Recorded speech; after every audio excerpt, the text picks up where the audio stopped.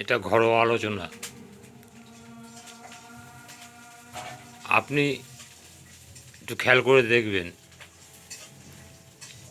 5টা লোকের মধ্যে দাঁড়িয়ে শুধু বলবেন মাথা যন্ত্রণা করছে, কেউ বলবে কালো জিরে আর হলুদ খা, কেউ বলবে তোর মাথার চুলে একটা লাল সুতোর গিঁট দিয়ে দে, কেউ বলবে গরম জল খা, এখনই মাথার যন্ত্রণা ঠিক হয়ে যাবে, কেউ বলবে স্যারিডন কিনে খা, কেউ বলবে একটা গ্যাসের ওষুধ খেয়ে নে, মাথা যন্ত্রণা কমে যাবে। কত জ্ঞানদাতার অভাব নেই। তেমন আপনি নেটওয়ার্কে জয়েন করার পরে আপনি মুদির দোকানে গেলেন, যে দোকানে মাল খান তাকে বলেন কাকু আমি একটা নেটওয়ার্কে নেমেছি, আপনাকে বুঝাতে আসবো, তা ভালো হলে একটু শুনবেন। হ্যাঁ, মুদি দোকানদার সব জানতা, ওই সবে কেউ নামে? তুই আর কাজ পেলি না? তুই তুই একটা বড় বংশের ছেলে, নেটওয়ার্কে কেউ নামে? উনি যে মালগুলো বিক্রি করছে কত হাত নেট হয়ে এসছে, কত হাত কমিশন হয়ে এসছে ওনার দোকানে, কিন্তু এই জ্ঞান দিয়ে দেবে। তা আপনি যে জানে না তার কাছে কি জ্ঞান নেবেন? যে জানে তার কাছে যান। নেটওয়ার্ক যে করেছে, যে সাকসেস হয়েছে, কিংবা অর্ধেক পথে গিয়ে যে হারিয়ে গেছে, তার কাছে গিয়ে বলুন আমি নেটওয়ার্কে নেমেছি, কি কি করলে হারিয়ে যায় সে বলে দেবে। তা আপনাকে সঠিক সিদ্ধান্ত নিতে গেলে, সঠিক চিন্তা ভাবনা করতে গেলে সঠিক জায়গায় তো যেতে হবে। ওষুধের দোকানে গিয়ে বলেন আপনি ফিটকারি দেন না, 5 টাকার ওষুধের দোকান ফিটকারি বিক্রি করে নাকি? ওইটা আপনি মুদি দোকানে গেলে পাবেন। তা আপনাকে সঠিক জায়গাটা তো বাছাই করে নিতে হবে।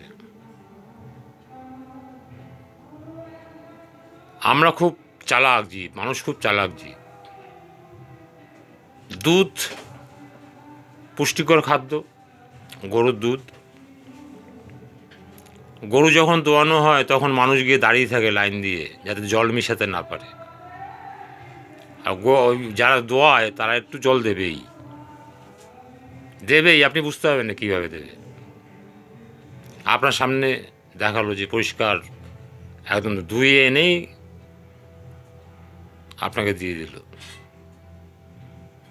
মানুষ খুব চালাক জীব। দুধ দেখবেন মানুষের বাড়িতে বাড়িতে গিয়ে দিয়ে আসতে হয়, দুধের দিকে মানুষ ফিরেও তাকায় না। আর মদ মানুষ দোকানে গিয়ে লাইন দিয়ে কিনে খায়। ঘুপচির মধ্যে দোকান, গলির মধ্যে দোকান, কাত হয়ে ঢুকতে হয়, তার মধ্যে ঢুকবে। আর বন্ধ হয়ে গেলে ব্ল্যাকে গিয়ে কিনবে, সেই বস্তির মধ্যে গিয়ে কিনবে। দরকার হলে টোটো ভাড়া, অটো ভাড়া দেবে 100 টাকা দিয়ে গিয়ে ব্ল্যাকে কিনবে। এই তো মানুষ। বুদ্ধি কার কাছ দিয়ে নেবেন? যার যে অভিজ্ঞতা আছে তার কাছ দিয়ে। ওষুধের দোকানে একটা ছেলেকে জিজ্ঞাসা করলেন যে ভাই আমার সর্দি জ্বর লাগছে, তা আমি কি খেলে ভালো হবে? ও মোটামুটি বলতে পারবে, ও মোটামুটি জানে, কারণ ওষুধ ঘাটতে ঘাটতে ওর একটা আইডিয়া হয়েছে, হালকা আইডিয়া হয়েছে। তাতে অন্তত বাড়বে না, না কমলেও বাড়বে না। কিন্তু একটা সবজি বিক্রি করে তাকে গিয়ে বললেন যে আমার সর্দি জ্বর কী ওষুধ খাবো? বলবে ডুমুর সিদ্ধ করে খান, ডুমুর। ও তো ডুমুর বিক্রি করে। কচুর শাক খান, কচুর শাক বিক্রি করে। কুমড়ো বিক্রি করে, বলবে কুমড়োর ঘ্যাট খান। চাচা আপন প্রাণ বাঁচা, যে যার ব্যবসা ভালো বলে।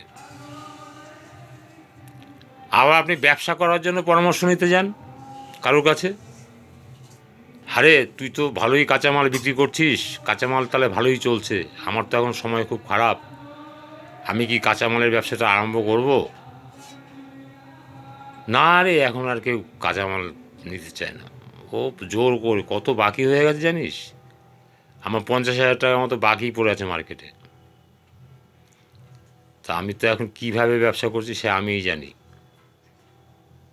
সে তোকে আর কী বলবো, খুব খারাপ অবস্থা। যার 50,000 টাকা বাকি পড়ে আছে সে সবজি বিক্রি করছে, আপনি পরামর্শ নিতে গেছেন, আপনাকে কী সুন্দর পরামর্শ দিল, দারুণ বন্ধু আপনার, খুব কাছের। যে ডাব বিক্রি করছে, একটা ডাব 70 টাকা চাই, 70 টাকা। একটা নারকেল 30 টাকায় পাওয়া যায়। ডাব থেকে নারকেল হয়। মানুষ বুঝতে পারছে ডাবে উপকার আছে, তাই ডাব 70 টাকা 80 টাকা দিয়ে খাচ্ছে। নারকেল 30 টাকা 40 টাকা, তাও ওই ওই ঝুড়ির মধ্যে থুব হয়ে পড়ে আছে। নাড়ু খাওয়ার সময় লাগে, পুজোর সময় লাগে। উপকার আছে কিন্তু মানুষ উপকার বোঝে না, ভালো বোঝে না, মন্দ বোঝে না, খেয়াল খুশির মতো চলে।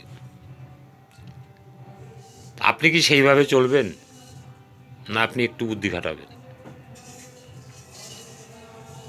একটু তো বুদ্ধি খাটানো উচিত, একটু তো চালাক হওয়া উচিত। সিক্স সেন্স কাজে লাগান, কাজে লাগবে, এবং সঠিক জায়গায় সঠিক সময়ে যান, তাতে আপনি একটা স্থায়ী রাস্তা পাবেন। এটা নিশ্চয়ই করে বলতে হয়। Thank you.